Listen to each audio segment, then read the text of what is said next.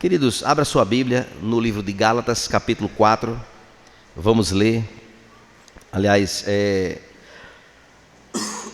capítulo 5, versos do 13 até o verso 15.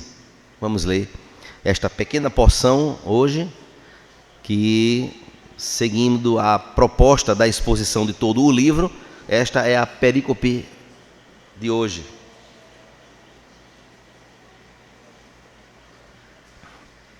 Gálatas capítulo 5, versos do 13 até o verso 15. Diz assim a palavra de Deus: Porque vocês, irmãos, foram chamados à liberdade, mas não usem a liberdade para dar ocasião à carne. Pelo contrário, sejam servos uns dos outros pelo amor, porque toda a lei se cumpre em um só preceito, a saber, ame o seu próximo como a você mesmo. Mas se vocês ficam mordendo e devorando uns aos outros, tenham cuidado para que não sejam mutuamente destruídos. Vamos orar ao Senhor, pedindo a Ele a iluminação do Espírito para a compreensão desta palavra. Senhor Deus, queremos, ó Pai, te agradecer pela oportunidade que o Senhor nos dá hoje de refletir sobre esta porção. Queremos, ó Deus, te pedir, Pai, que o teu Santo Espírito nos alcance nesta noite, uma vez mais, na compreensão, ó Deus, do que o texto diz para nós nesta noite. Que sejamos, ó Deus, edificados com esta palavra, que sejamos consolados, ó Deus, e que sejamos alinhados à tua vontade, conforme assim nós podemos ler. Que, ó Deus, esta palavra, ela encontre guarida nos nossos corações, para transformação, para modificação, para nosso fortalecimento, para o nosso alerta, ó Deus, como igreja do Senhor, e que, ó Deus, teu nome seja exaltado, e que a tua igreja seja fortalecida através desta palavra. Nós te oramos, ó Deus, te pedindo que o teu Santo Espírito vá adiante do pregador, que não sejam as suas próprias palavras em si mesmas, mas que, ó Deus, sejam as tuas palavras, ó Deus, reservadas e separadas para cada um de nós. Nós assim te oramos, em nome de Jesus. Amém. Amados irmãos, a carta aos Gálatas, nós temos observado, domingo após domingo, que declara exatamente um cuidado do apóstolo Paulo para com 4 igrejas, que formavam as igrejas da Galácia. Então, a carta aos Gálatas inclui crentes de 4 igrejas. E, ao longo das exposições, nós temos visto o cuidado do apóstolo Paulo, o seu desgaste emocional, o peso das palavras, sua vontade de um realinhamento à vontade do Senhor, ao Evangelho que por ele foi pregado. Nós podemos ver, irmãos, de forma muito clara, né, que cada tema exposto nos domingos aqui, em cada perícope, em cada pedacinho dos capítulos, tem nos levado a compreender, irmãos, e fazer paralelos daquilo que nós somos como corpo de Cristo, em detrimento daquilo que aquelas igrejas receberam como palavra do Senhor, para que nós possamos fazer reflexões importantes e olhar para nós mesmos, como igreja do Senhor. Será que nós não estamos precisando de uma carta dessa, por exemplo, que fosse escrita diretamente para nós aqui? E olhando nesta direção, meus irmãos, nós não podemos desconsiderar que, pelo poder do nosso Deus, pelo poder do Espírito Santo, que utilizou o apóstolo Paulo para escrever de forma tão profunda e de tão delatada em seu coração, um coração pastoral, não podemos deixar de considerar, queridos, que esta palavra, ela sirva para nós também, como reflexão e edificação. Esse tema, então, de hoje, que já vem sido trabalhado desde o primeiro verso do capítulo 5, que fala sobre a nossa liberdade. Esse assunto de liberdade, meus irmãos, é trazido pelo apóstolo Paulo, chegando ao quase final da carta, porque já estamos em meados do capítulo 5 e falta apenas o capítulo 6 para finalizarmos a carta, né, aos Gálatas. Então, o apóstolo Paulo então chega ao quase final da sua carta trazendo então para sua audiência a consciência de que os corações daqueles irmãos pudessem se voltar para a centralidade do Evangelho, que é exatamente a liberdade, a verdadeira liberdade cristã. As boas novas do Evangelho. A notícia maravilhosa de uma liberdade da escravidão do pecado.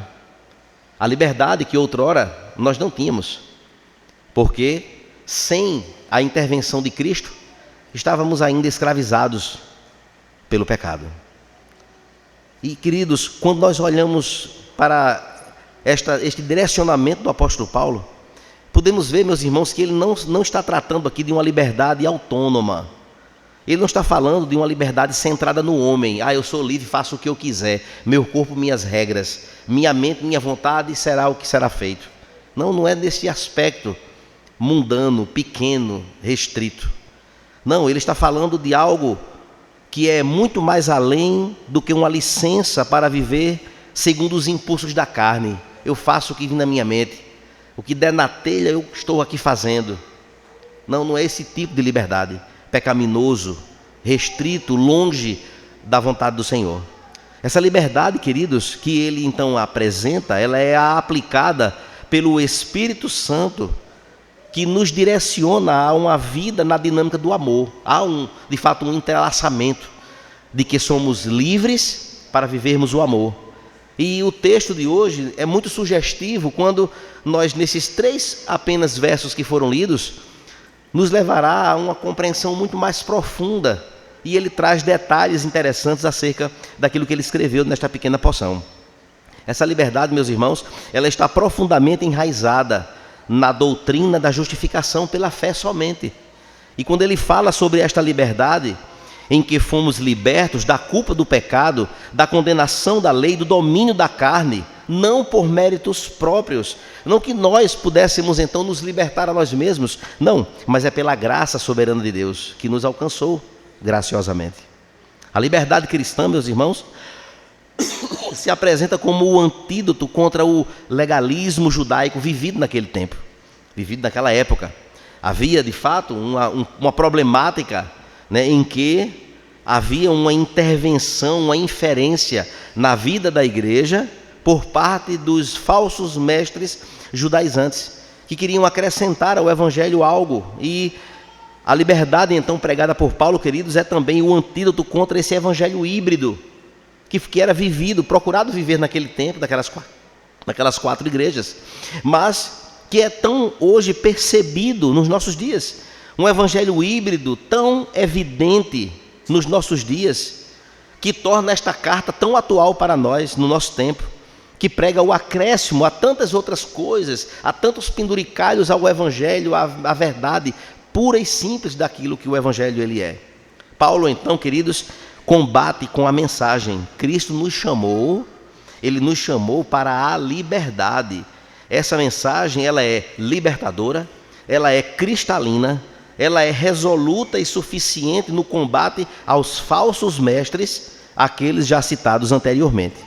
Mas, meus irmãos, algo interessante sobre os falsos mestres, que nós podemos perceber ao longo de toda uma tratativa, desde o capítulo 1, 2, 3, 4, estamos no 5º, e ele ainda está falando ainda sobre os falsos mestres, aqueles que se aproveitavam das oportunidades para dentro do povo disseminar uma deturpação à mensagem do evangelho puro e simples pregado pelo apóstolo Paulo.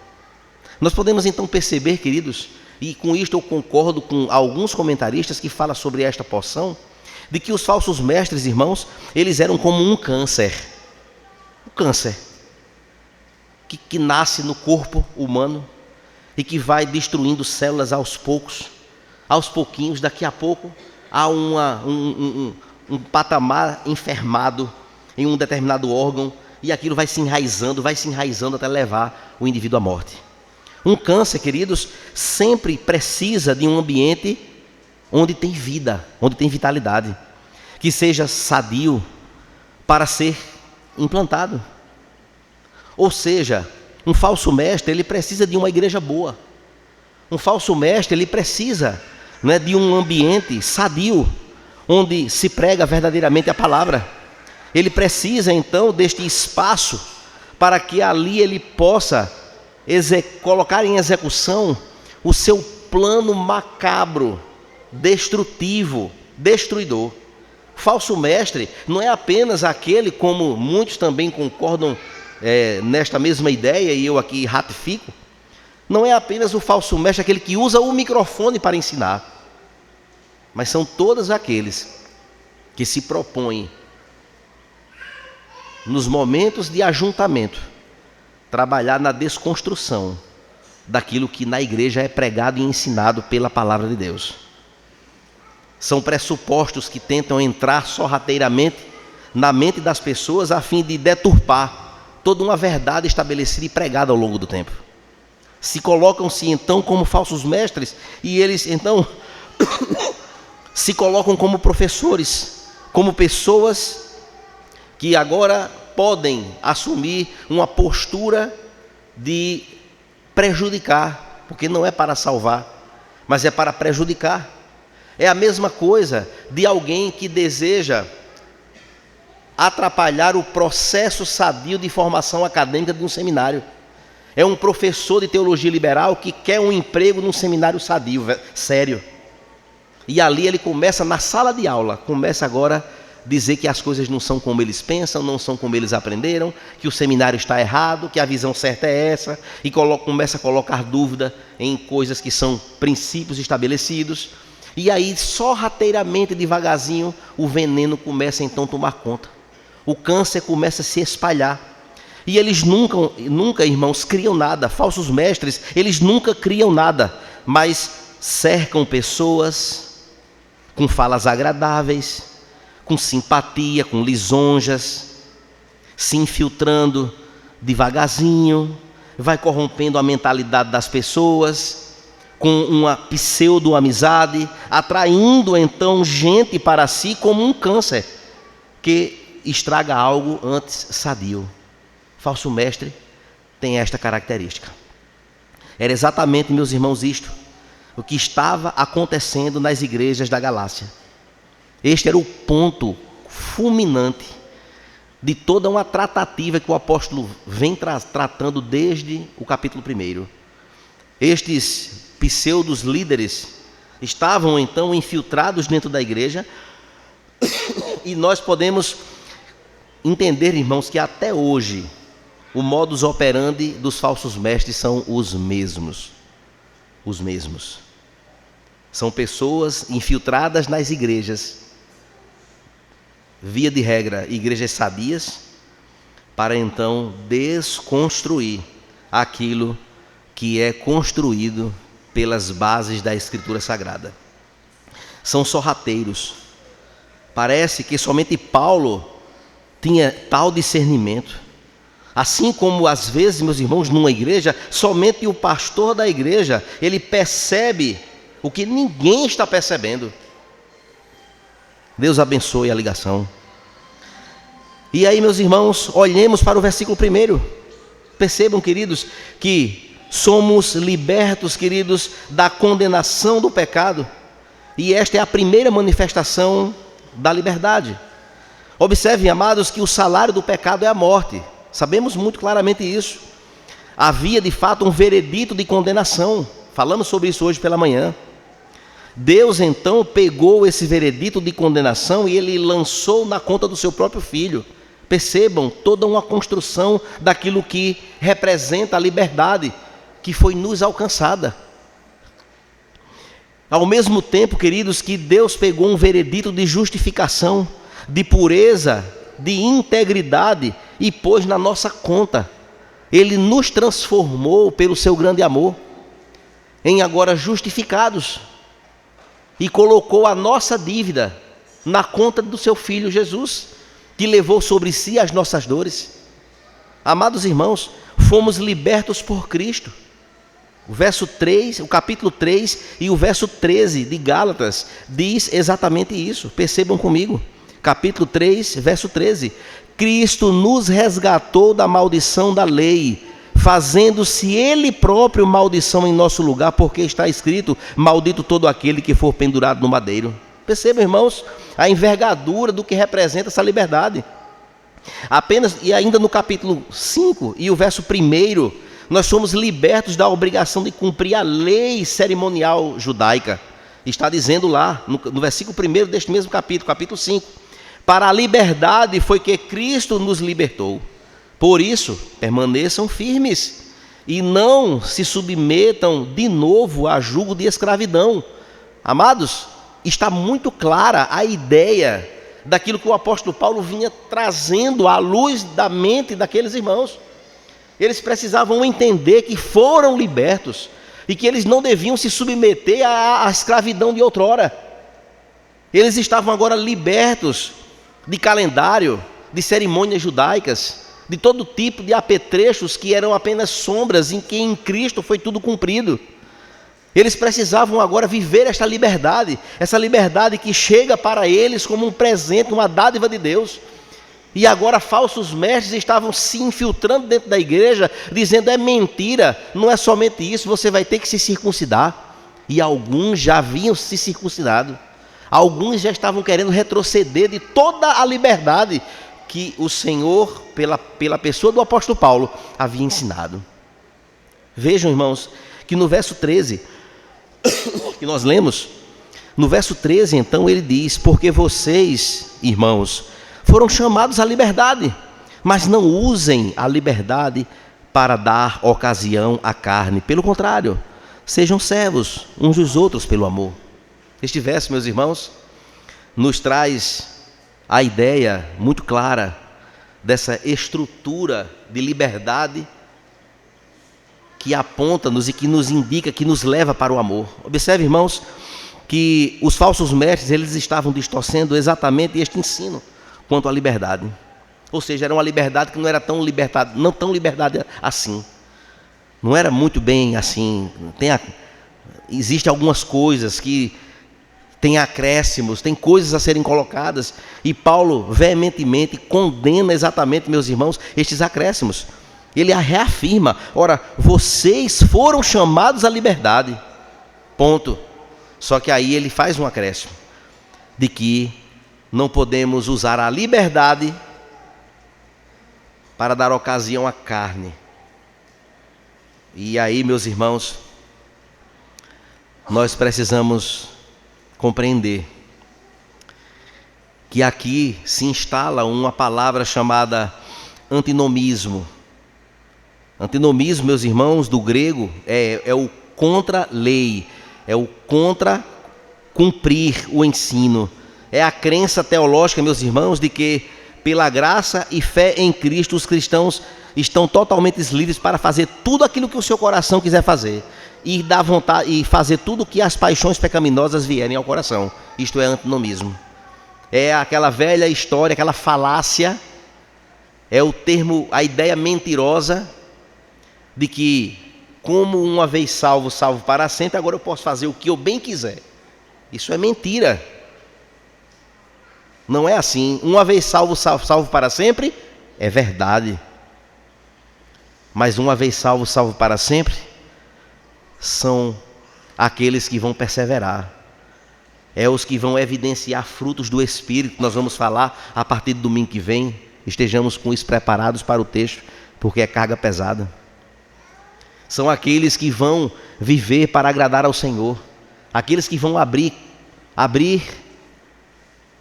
os seus corações, abrir mão de suas próprias vontades, rejeitar a si mesmo, para então seguir a Cristo. Este sim, uma vez salvo, salvo para sempre, a palavra de Deus nos assegura categoricamente que o Senhor os sustentará até o último dia. Não é uma vez salvo, salvo para sempre, e agora eu estou livre para viver do jeito que eu quiser. Isso não existe na Bíblia Sagrada. E aí, meus irmãos, embora rejeite a salvação por obras, é considerado então uma heresia. O antinomismo é uma heresia, por interpretar erroneamente essa liberdade cristã, desobrigando então o crente de obedecer a Deus. Esse ensino, queridos, tem chegado ao longo dos anos, passando por pastores, líderes falsos, pastores que têm deturpado, que têm consentido, que tem deixado de ser boca de Deus e expor a palavra assim como de fato ela é, para se apresentar como bonzinho, como aquele que tem uma palavra de acolhimento, entre aspas, para poder então fazer com que egos sejam amaciados e com isso ganhem popularidade e tenham uma casa cheia de pessoas. Amados irmãos, via de regra, esta heresia está repleta em muitos perfis de redes sociais. Pastores que assim ensinam. Não precisa se preocupar com nada não. O que Deus quer é o seu coração. Já ouviram assim? O que Deus quer é aqui dentro. Deus é amor. É aquele amor. Qual o problema? Quer dizer, é um amor desconectado da justiça de Deus. É um Deus que só é somente amor. Mas não tem justiça não. Esquece, tira essa palavra justiça, que é para não espantar o povo. Só amor. Isso é antinomismo. Infiltrado. E muita gente... Aí tá certo, eu gosto dali. Palavra boa, que a gente sai de lá flutuando nas nuvens felpudas do nosso entendimento. Oh, coisa gostosa. Eu saio voando quando eu saio dali. E o veneno entrando. E as vidas no auto-engano, enfraquecidas, terrivelmente mal alimentadas, com alimento podre. Amados irmãos, este ensino, queridos, tem de fato assim alcançado gerações. Mas Paulo combate isso, meus irmãos, explicando que a carne é a natureza pecaminosa presente em nós. É a humanidade ainda remanescente que há em nós, que não foi ainda transformada, parte ainda que não foi redimida, impulsos internos que nos leva a tudo que vai contra o Senhor. O apóstolo Paulo apresenta de forma muito clara. A carne, queridos, tem a sua agenda nas suas preferências e seus frutos. E eu convido você a ler os versos 19 a 21 do capítulo 5 de Gálatas. Versos 19 até o verso 21. Ora, as obras da carne são conhecidas e são imoralidade sexual, impureza, libertinagem, idolatria, feitiçaria, inimizades, rixas, ciúmes, iras, discórdias, divisões, facções, invejas, bebedeiras, orgias e coisas semelhantes a essas. Declaro a vocês, como antes já vos preveni, que os que praticam tais coisas não herdarão o reino de Deus. Amados, será que é pequena a lista? Será que isso aqui representa um volume considerável de características e de preferências? A carne, meus irmãos, tem a sua própria agenda. A carne leva-nos então a estas inclinações, de forma muito clara. Quando então o grande dia do Senhor, enquanto o dia do Senhor não chegar, meus irmãos, o grande dia do Senhor, não devemos dar ocasião à carne, para fazer a vontade da carne. E o que isso significa dizer na prática? É não dar oportunidade aos nossos próprios desejos carnais pecaminosos. É uma expressão grega que neste verso aponta para a ideia que nós não podemos fazer da nossa carne a nossa base militar, a nossa guarita de prontidão espiritual. O não dar ocasião à carne é exatamente isto. É esta ideia de que a nossa guarda, ela não pode ser baseada na carne. Não podemos confiar nela. E aí, meus irmãos, percebam comigo que a carne também não pode ser base do setor das nossas decisões na nossa vida. Não podemos decidir as grandes decisões da nossa vida com base na nossa carne, com base na emoção, mas com base naquilo que Deus representa por nós, para nós, mas não na carne. É vivermos então, meus irmãos, a liberdade cristã mortificando a carne. É para isso então que nós fomos, irmãos, chamados à liberdade cristã por sua graça, que salva, mas que também educa. E eu gostaria de ler para os irmãos. Em Tito capítulo 2, versos 11 e 12, diz assim: porque a graça de Deus se manifestou trazendo salvação a todos. Ela, a graça, nos educa para quê? Renegadas as impurezas e as paixões mundanas, vivamos neste mundo de forma sensata, justa e piedosa. Então percebam, meus irmãos, que a graça do Senhor não é uma graça barata. Não, a graça me alcançou. Opa, sim. Mas a graça vai nos educar a compreender, a saber lidar com a nossa carne, para que nós vivamos neste mundo de forma sensata, de forma justa e de forma piedosa. Irmãos, a graça, ela nos alcançou. Que bom, que grande privilégio, que bênção. Louvo a Deus pela sua graça.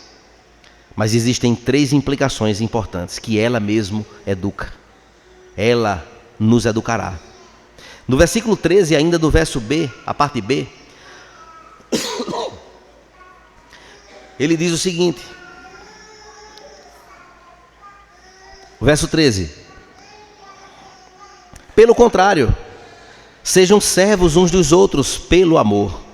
E aqui, queridos, quando nós entendemos que a nossa liberdade deve ser então vista como uma oportunidade para servir, este mandamento é exatamente irônico.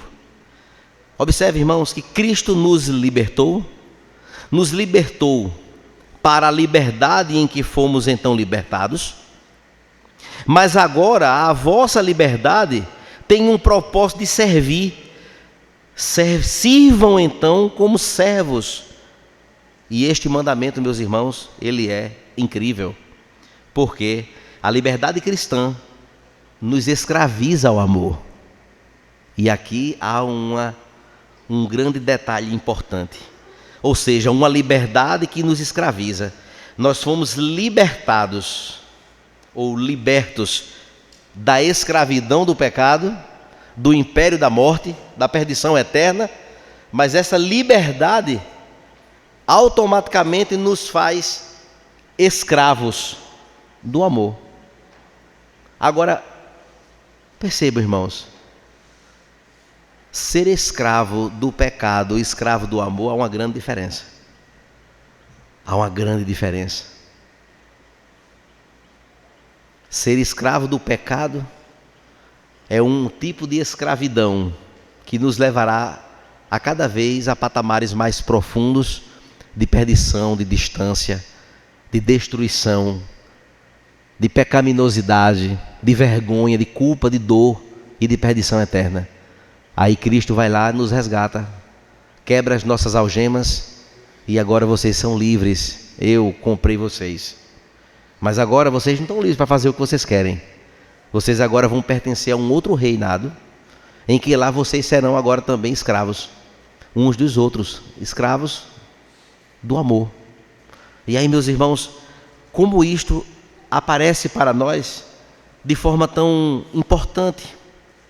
A liberdade cristã nos escraviza ao amor, a liberdade que nos escraviza nos faz então filhos, servos, livres, mas também escravos. Em suma, irmãos, a liberdade cristã não é agora posso fazer o que eu quiser. Não, a liberdade bíblica, ela é agora eu posso fazer o que Deus quer. Agora sim eu posso fazer o que Deus quer. Que sirvamos uns aos outros, é isso que Ele quer. E como é que nós temos servido aos nossos irmãos? Como é que eu tenho servido ao meu irmão? Percebam, meus irmãos, que a mesma situação complexa que havia lá nas igrejas da Galácia, a mesma coisa vivenciamos nos nossos dias. Como é que nós temos servido aos nossos próprios irmãos? Será que nós às vezes não temos servido muito mais a pessoas que nada tem a ver com a nossa família de fé? Muito mais do que os irmãos da nossa própria família? Porque a palavra de Deus diz que nós devemos servir primeiramente aos nossos irmãos da fé. Depois é que a gente serve aos outros. É o que a palavra nos ensina. E aí, meus irmãos, eu não quero ter que ajudar meus irmãos e irmãs em Cristo, mas é algo que eu tenho que fazer. Se isso então reflete nossa atitude em relação a Deus, ao serviço, nunca teremos, irmãos, um coração disposto a servir. Nunca teremos. Porque Cristo então nos libertou. Não que o serviço ao nosso irmão seja um dever, mas que seja um desejo, uma vontade espontânea. Não, eu fui liberto, Cristo me libertou. Agora, pelo amor de Deus, eu tenho que fazer alguma coisa para ajudar o povo da minha igreja, o povo da minha família de fé. Como se fosse uma carga, um peso. Como se fosse um lamento. Eu fui liberto, mas tá bom, agora eu tenho que fazer agora. Não é para fazer? Vamos fazer. Não, não é assim não. É prazerosamente. É entendendo que assim como Ele me libertou, agora eu estou livre. Eu estou salvo. Quando eu morrer para esta realidade, quando eu sair deste parâmetro de vida aqui, eu já sei para onde eu vou, eu tenho certeza para onde eu irei. Hoje de manhã perguntamos aqui, os irmãos têm certeza da salvação? Né? E aquele sorrisozinho assim, como quem... Não, temos que ter certeza para onde nós vamos. O Senhor nos libertou, irmãos. Ele nos salvou graciosamente. Amém? Amém. Essa deve ser a nossa maior alegria. E por esta razão, eu devo tudo a Ele. E se Ele me diz, sirva ao seu irmão, farei isso alegremente. Farei isso satisfatoriamente. Farei isso sem peso, sem nenhuma carga sobre mim, mas com liberalidade. É pela graça, meus irmãos, que nós devemos servir ao nosso Deus. É por amor e não por obrigação que sirvamos uns aos outros.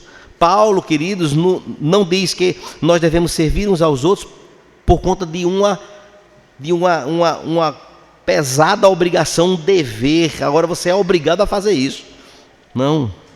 Sirvamos uns aos outros em amor. No verso 14, Paulo então continua, queridos, trazendo mais elementos adiante. Porque toda a lei se cumpre em um só preceito, a saber, ame seu irmão como a você mesmo.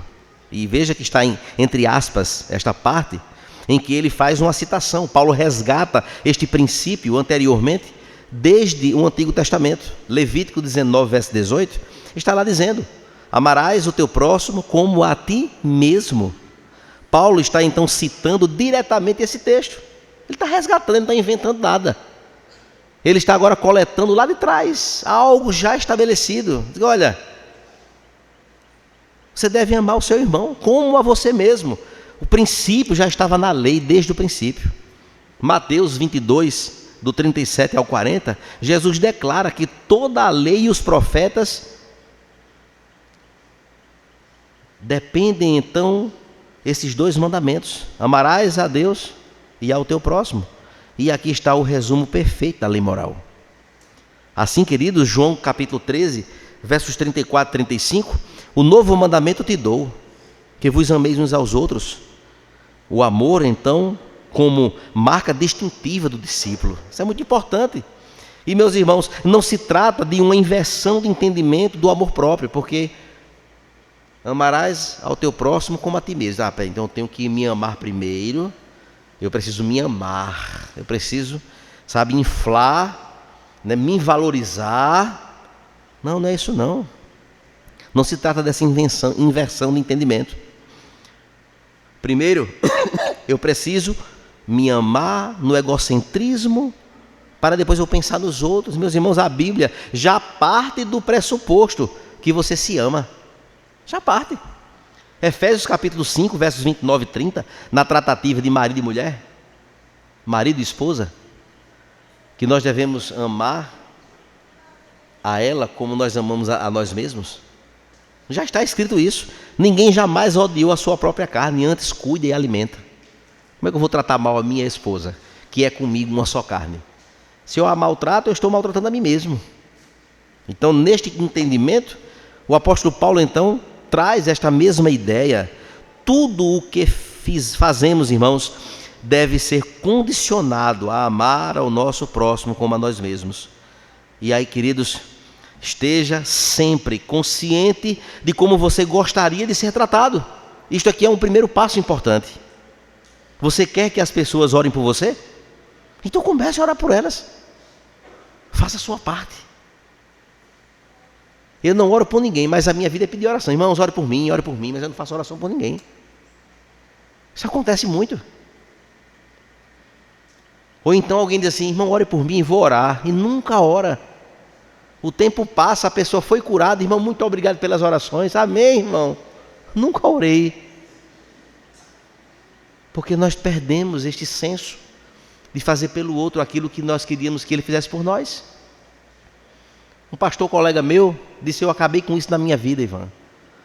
Porque todas as vezes que as pessoas mandavam dizer, pastor, eu estou doente, vou precisar fazer um exame assim, ore por mim, amém, irmão, estaremos orando. E nunca orava. Isso se incomodava a ele profundamente. E toda vez agora que ele tomou uma decisão, toda vez que alguém mandava uma mensagem ou pedia para ele orar, ele parava o que ele estava fazendo para orar naquele momento. Se fosse uma ligação, espere na ligação que eu vou orar agora por você, pela sua vida. E ele fazia a oração para não ficar devendo. Que coisa linda, conscientização. E meus irmãos, aquilo que eu quero que as pessoas façam por mim, devo eu fazer. Você quer que as pessoas te ajudem? Faça isso da mesma forma. Você quer que as pessoas te encorajem a fazer as coisas? Seja um encorajador também. No momento, então, que nós desejarmos, queridos, que alguém faça algo por nós, vá e faça por essa pessoa. Muitas vezes nós estamos tão presos a pensamentos egoístas que só pensamos em nós.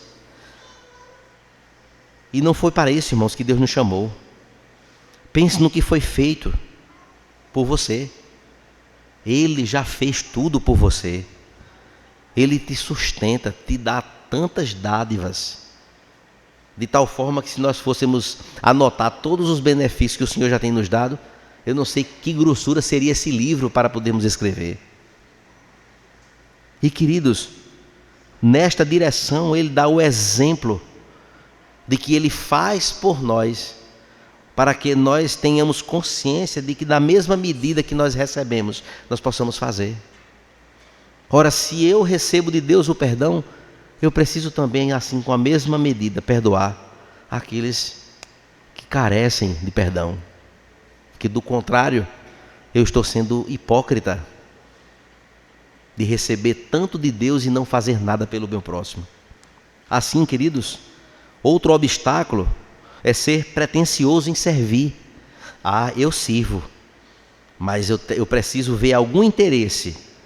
O que é que eu vou ganhar com isso? Eu vou ajudar, mas tire uma fotografia, que é para botar nas redes sociais que eu estou ajudando o irmão. Misericórdia. Eu tenho que ter uma vantagem, ou seja, eu tenho que aparecer, eu tenho que ter algum tipo de retorno. Irmãos, de Deus a gente não se esconde. Deus não aprova esse tipo de amor. Não é isso. Não é nesta envergadura aqui. Não é. Observe, queridos, que o verso 15, nós podemos ver aqui o ápice dessa perícope, quando diz assim, mas se vocês ficam mordendo e devorando uns aos outros, tenham cuidado para que não sejam mutuamente destruídos. Irmãos, que conselho ele dá neste verso. Vejam, irmãos, que as relações interpessoais daquelas igrejas não eram nada saudáveis. Para que o apóstolo Paulo escreva isso. Isso aqui é muito pesado. Percebam, irmãos, que tipo de informação ele havia recebido daquelas igrejas para utilizar esta figura caricata de mordidas e devoramentos. Percebem, não é que ninguém estava mordendo literalmente, mas estavam se destruindo mutuamente. E meus irmãos, quão triste é para o corpo de Cristo viver desta forma. Que tristeza dilacerava o coração do apóstolo Paulo. para poder escrever tal conselho, que eles pudessem ser alertados a isso. E, meus irmãos, o verbo morder na Escritura e o verbo devorar aparecem, então, para descrever o trato daquilo que era de fato destrutivo. Vejam que na Escritura o verbo morder, do grego dakno, aparece, então, raramente no Novo Testamento. Mas sua ideia é bem conhecida no Antigo Testamento. No livro de Eclesiastes, no capítulo 10, e os versos 11 e o verso 8 e o verso 11, diz que a serpente que morde simboliza dano inesperado e destrutivo. É a mesma palavra utilizada aqui. Foi utilizada lá no Antigo Testamento. Ou seja, a serpente que ataca de repente, num momento inesperado, trazendo dano destrutivo. Exatamente. Era como se os irmãos estivessem puxando o tapete do outro, ferindo o outro, maltratando o outro, de forma inesperada. De repente, alguém que se confiava, o outro vai e trai, expõe uma situação, vergonha toma conta do ambiente, intriga, raiva. Queridos, no livro de Números, capítulo 21, e o verso 6 até o verso 9, fala exatamente sobre o mesmo verbo, o verbo morder, no original. Diz que as serpentes que mordem o povo representavam juízo e consequência do pecado. Queridos, morder carrega a ideia de ataques pontuais. Palavras, atitudes ou reações que ferem o outro, muitas vezes de forma súbita e venenosa, como críticas constantes, fofocas, ofensas, rivalidades veladas. Abraça e beija, mas na verdade é rival. Invejas, hostilidades, disputas, alimentadas pelo um orgulho desenfreado, são comportamentos, irmãos, que denotam de forma pontual o que Paulo queria dizer com morder. Que comunhão era essa, irmãos, naquelas igrejas? Misericórdia. Devorar é o outro verbo utilizado pelo apóstolo Paulo na Escritura. O verbo, então, devorar, meus irmãos, é mais frequente e sempre indica destruição intensa.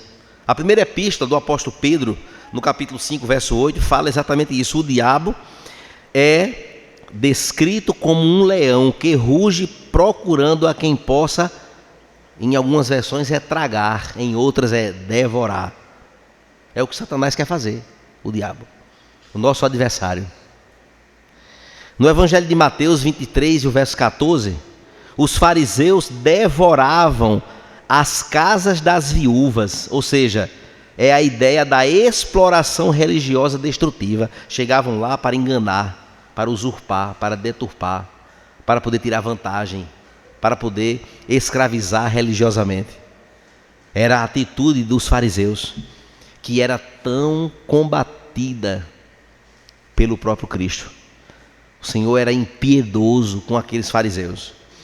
E por fim, meus irmãos, no livro de Jeremias, capítulo 10, verso 25, nações que devoravam Israel, é a imagem de destruição total. Devorar, queridos, neste parêntese, para explicar esses dois verbos, aponta então para um processo contínuo e consumador.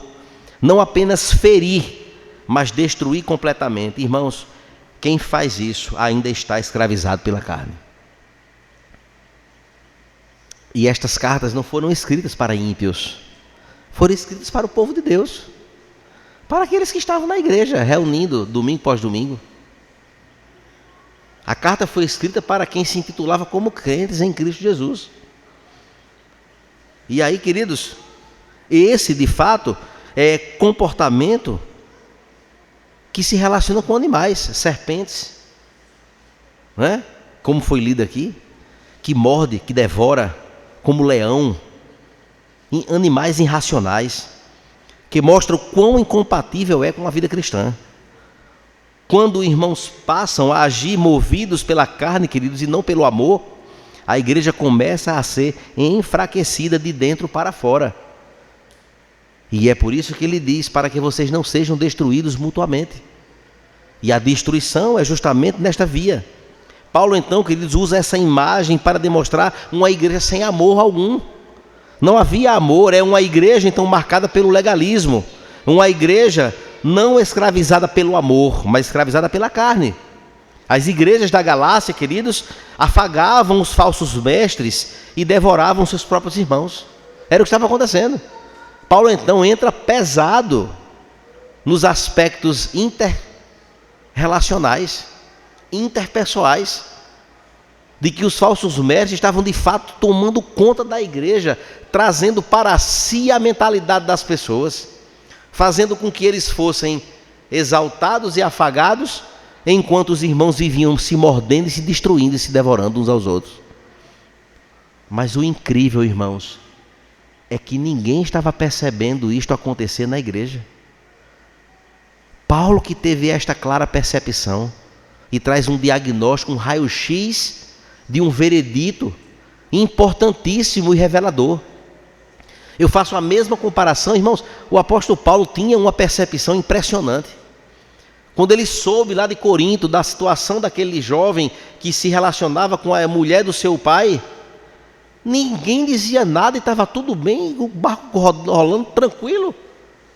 Estava tudo bem. Paulo teve que dizer, vem cá, peraí, para a carruagem, para tudo. O que é isso que está acontecendo? Que conversa é essa? De uma imoralidade tão séria dentro da igreja e ninguém faz nada. Amados irmãos, onde estão as antenas ligadas? Onde estão os atalaias que não percebem tal ação demoníaca atuando dentro da igreja? Cadê? Paulo que percebe isso em Corinto, percebe nas outras cartas, em outros apontamentos importantes, como também aqui. Ele que estava vendo, vocês estão se devorando, vocês estão se mordendo uns aos outros, enquanto os falsos mestres estão lá sendo afagados, e tudo correndo como se nada tivesse acontecendo.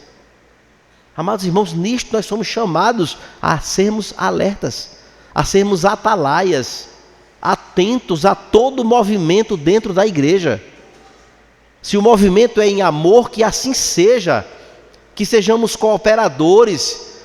Mas se há um movimento deturpador, mentiroso, baseado em infâmia, em mentira, em fofoca, em destruição, em falsidade, cadê os nossos olhos? Que foram resgatados pelo nosso Senhor Jesus Cristo e que nos pôs como escravos e servos uns dos outros em amor. Amados irmãos, isso é um alerta importantíssimo. E não são aqui as minhas palavras, mas é aquilo que o texto está nos ensinando. Assim, queridos, Paulo então usa esta imagem para poder revelar, trazer a mentalidade deles, que aquelas igrejas elas precisavam acordar, precisavam abrir os seus olhos e reconduzir as suas rotas ao caminho da palavra de Deus. E isso, queridos, é o que acontece em muitas famílias, em muitas igrejas, marcadas pelo legalismo. Não há valorização em virtudes internas pelo amor. E quantas igrejas, quanto ajuntamento do povo de Deus espalhado na face da terra, que o povo é unido apenas na hora do culto. Todo mundo senta no ladinho do outro, todo mundo pega na mão, amém, levante as mãos para o alto e peça para Deus, e lá vai aqueles hinos antigos, né? É tudo unido, uma família, vivendo compromisso, só na hora de cantar. Só. Terminou ali, cada um no seu quadrado. Pronto. Vamos nos reunir. Para quê? Para falar da vida alheia? Isso é o melhor combustível que tem para incendiar rápido, para a gente dar risada, mangar um do outro. Que isso não seja, irmãos, nunca uma realidade do nosso meio. Mas era o que estava acontecendo lá nas igrejas da Galácia. É triste, queridos, um ambiente tenso dentro da igreja. Um ambiente marcado por intrigas, por provocações, por grosserias, por calúnias, que vão se devorando um ao outro a ponto de se extinguirem, de haver entristecimento tal, de as pessoas começarem a serem desanimadas a continuar na caminhada da fé. Que se entristece. Uma carta, queridos, com toda sorte de problemas para Paulo tentar resolver. Coitado de Paulo. Eu imagino que ele envelheceu muitos anos ao tratar dessas igrejas, porque ele longe, distante, movido por um sentimento de urgência, querendo resolver tudo. Não tinha videochamada, não tinha Facebook, Instagram, chamada de vídeo do WhatsApp, não tinha nada disso. Nem tinha avião para estar para lá e para cá em ponte aérea, resolvendo tudo rapidamente. Era carta escrita, irmãos. Dependendo que alguém pudesse pegar essa carta, vamos ler aqui o que é que Paulo, aquele desconsiderado, escreveu para a gente. Vamos ler. Meu Deus! Compreendam, meus irmãos, a complexidade de poder encarar uma dificuldade, tanta dificuldade para poder ser resolvida. Então, liberdade, meus irmãos, não é libertinagem como desculpas para viver no pecado, mas para nos escravizar no amor. Falta de amor, irmãos, entre irmãos é fatal. Percebemos, queridos, nesta carta, duas opções para aquelas igrejas.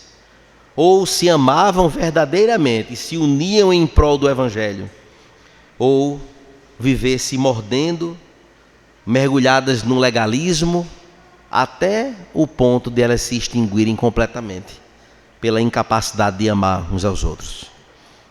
Quero concluir, meus irmãos, essa mensagem de hoje, trazendo para nós alguns pontos importantes. O que você pode fazer para servir? Tudo começa, meus irmãos, ao não encarar o serviço como um dever, mas como uma resposta de amor a Jesus Cristo. Começa por aí. A essência de servir não é o outro meramente, mas é a Cristo. Senhor, por amor a Ti, Senhor, farei alegremente, porque tudo que eu tenho te pertence. Então, se tudo que eu tenho te pertence e é do Teu agrado que eu sirva, que eu sirva. E eu quero fazer isso deliberadamente, com liberalidade, melhor dizendo, abertamente, com satisfação. Entende, irmãos? E como é que eu posso servir? Se eu não me relaciono com a igreja, eu não sei das necessidades da igreja. Se eu sou aquele que vem uma vez perdida no culto, eu conheço o povo pelo rosto, mas pelo nome eu não conheço. Você conhece irmão fulano de tal? Rapaz, só se eu ver a foto. Aí a gente pega o telefone, abre o WhatsApp, mostra a foto do perfil. Ah, sei quem é. Mas nós não sabemos. Se você tem dificuldade dos nomes das pessoas, se candidate a ficar na recepção. Quando chega um que você não conhece, irmão, como é o seu nome? Fulano de tal. Muito bem, eu vou aprender a chamar. Não é? Começa por aí, em se relacionar. Há muitos crentes, irmãos, que vêm no culto do domingo à noite e olhe lá. Se for uma coisa, qualquer motivo é motivo de não estar. Não vive a vida da igreja. Não vive a vida da igreja. Como é que eu sei da dor da minha irmã se eu não convivo, se eu não estou próximo, se eu não paro para falar com ela? Como é que eu vou saber? Amados irmãos, maridos só são fiéis às esposas por amor a Cristo. Esposas são fiéis a seus maridos por amor a Cristo. O que nos faz permanecer na caminhada é o amor a Cristo. O que me faz amar o meu irmão a ponto de eu socorrê-lo, de ajudá-lo, fazendo exatamente assim. O que a mão esquerda fizer, a direita não está nem vendo. Não precisa de holofote de nada não. Porque a retribuição quem é que dá? É o Senhor. Com bênçãos espirituais extraordinárias para as nossas vidas. É assim que funciona. Amados irmãos, quando nós olhamos, queridos, para esta realidade, precisamos então criar essas oportunidades, pensando exatamente no que gostaríamos que todos fizessem por nós. Como é bom termos irmãos sensíveis a nos ajudar, a estar conosco, mandar uma mensagem, procurar saber, perceber que alguém ficou desempregado, chega junto. Está precisando de alguma coisa, irmão? Como é que está a conta de luz e da água? Rapaz, estou com 2 atrasadas. Não é por preguiça, é por circunstância. Então vamos nos juntar para ajudar. Estou sentindo falta do irmão fulano. O que é que está acontecendo? Alguém sabe? Não, ninguém sabe, porque ninguém foi perguntar. Não, como é que está a situação? Pai, estou enfrentando tais e tais e tais lutas. Vamos fazer alguma coisa para lhe ajudar. Precisamos disso, irmãos. Lembrem-se, nós devemos amar o nosso irmão como a nós mesmos. Fazendo isto, nós cumprimos toda a lei. Olha só que maravilha. Olha só como isso é abençoador. Sempre, queridos, que precisamos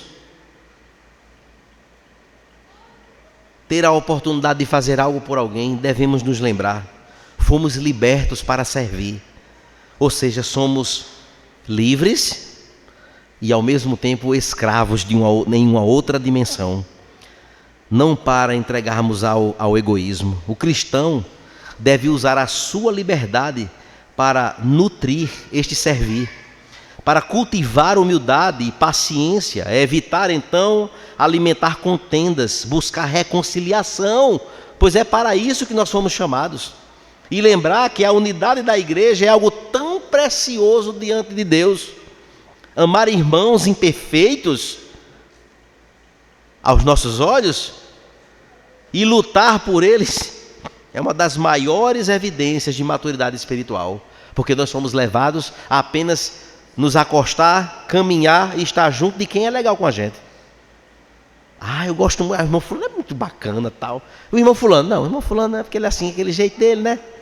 Assim, sabe? A gente quer arranjar uma desculpa para a gente se afastar. Temos muita disposição de sair da nossa casa e procurar visitar quem a gente gosta. Não está nada errado não. Mas e aqueles irmãos que são mais fechados? Por que eu não tenho a intenção de ir lá também? Por que eu faço a minha seleção? Deixa eu anotar aqui. Eu vou visitar fulano, fulano, fulano e fulano. Tá bom. Tá certo. Vira a folha. E fulano, fulano, fulano, fulano, fulano, fulano, fulano, fulano. Aí você vai ver. Às vezes tem um interesse nessa lista de cá. Não, porque lá é assim, que lá me recebe desse jeito. Sempre lá tem isso, tem aquilo. Quando eu vou é assim, tem isso, tem aquilo, tem isso, tem aquilo. É bom demais, é um lazer. Sim, e aqui? E o amor é seletivo? Em que nível estamos, irmãos? Precisamos olhar tudo isso.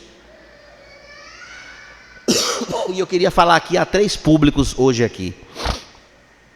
Aos que ainda não teve um verdadeiro encontro com Jesus, nosso Senhor Jesus Cristo, que está aqui presente, se porventura tiver alguém nesta condição. Aquele que vive na prática do pecado, escute isso, é escravo do pecado. Quem vive na prática do pecado é escravo do pecado. A prova visível desta escravidão na vida do pecador é que ele vive pulando de prazer em prazer em busca de sentido para a sua alma. Hoje é um prazer aqui, depois aquele prazer passa a graça, perde a graça, vamos para outro. E eu estou falando aqui, irmãos, até de pessoas que porventura estejam na igreja, mas que ainda não teve um encontro verdadeiro com Jesus. Serve para você também. Mas sempre está em busca de um sentido verdadeiro para a sua alma. Está em busca de uma liberdade, mas continua escravo dela. E somente Jesus Cristo é quem liberta verdadeiramente o pecador da sua vida de pecado, para serem então escravos do amor, o que o impulsiona a um viver prazeroso ao amor. Aos crentes, há 2 limites para a liberdade que o Senhor, pela qual o Senhor nos libertou: o amor e a pureza. São 2 elementos importantes que nós somos chamados a viver: amor e pureza. Então, se há namoro lascivo, infidelidade conjugal, vício em pornografia, A avareza no coração, que é o amor às coisas materiais acima de todas as, sabe? Aquela coisa, intrigas e confusões. Essas são evidências visíveis, irmão, de um distanciamento verdadeiro do amor que o Senhor nos chamou. Há um conselho a isso, sim, e isso serve para todos nós. Pare de dar lugar à carne antes que seja tarde. Que a carne não seja o ambiente das suas decisões, não seja a sua base de operações militares da fé que há no coração. Assim, você vai destruir a si mesmo e a outros que estejam por perto. Há muitos crentes, irmãos, comendo então desses frutos apodrecidos, os frutos que eu li aqui na perícope que vai ser domingo que vem. Há crentes comendo isso. Que a carne não seja, meus irmãos, esse ambiente terrível, que escraviza, que prende, de pessoas que vão à igreja dominicalmente, domingo após domingo, sem ansiar por Cristo. Vêm por outras razões, mas não são pelas razões legítimas de alguém que é escravo do amor, que foi liberto do império da carne. São crentes, irmãos, que nele não há a luz que foi dita, que nós somos a luz do mundo e o sal da terra. Não há luz neste mundo escuro, mas que vivem dando lugar à carne. E por isso se evadem, se excluem, se escondem. Não querem estar exposto à presença do Altíssimo, por conta de sua condição tão terrivelmente destrutiva. Amados irmãos, que nós possamos dizer: Senhor, eu quero viver, Senhor, como redimido na Tua presença, escravo do amor.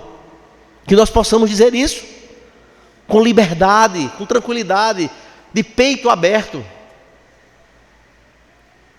Mas ainda, em terceiro lugar e último, irmão, tem uma situação ali que não é nem dinheiro que resolve. Precisamos chegar junto de um irmão. A gente precisa resgatar o irmão que está lá, desanimado, entristecido, com tanta luta. Vamos lá pelo menos orar por ele? E algum de nós se comprometer para ir buscar ele lá, na hora do culto, para trazer ele no carro da gente e vir. Não, mas essa semana eu vou lavar meu carro, de repente vai pisar com um pé de lama no meu tapete. Oxe, que amor é esse? Entende, irmãos? Como isto é profundo e mexe com o nosso interior. Qual era o anseio do apóstolo Paulo em tudo isso? Profundamente pastoral e relacional. Ele desejava, queridos, ver como resultado afeto naquelas igrejas, gratidão a Deus por todo o bem que Deus tinha feito por eles. Queria ver neles fidelidade espiritual, arraigada na verdade do Evangelho, que os Gálatas outrora demonstraram para com ele, com o apóstolo Paulo, e sobretudo com a verdade do Evangelho. Paulo queria, meus irmãos, relembrar a eles o vínculo afetivo e espiritual que tinha, porque se perdeu. Paulo está dizendo: voltem, vocês estão na rota errada, vocês estão no caminho falso, vocês precisam retornar ao caminho. Voltem aos primeiros marcos, voltem com urgência. Paulo diz, em outras palavras, Paulo estava dizendo: evidencie essas mudanças que têm trazido tanta preocupação ao meu coração. Vocês precisam retornar. Ele queria, de fato, meus irmãos, era confrontar a incoerência da vida daqueles irmãos com um apelo implícito a uma restauração. Era o que ele queria. O apóstolo Paulo não tinha outro interesse não, irmãos. O apóstolo Paulo não foi um homem rico. Alguém poderia dizer: não, ele fazia isso porque certamente ele recebia alguma coisa para poder fazer tudo aquilo. Negativo.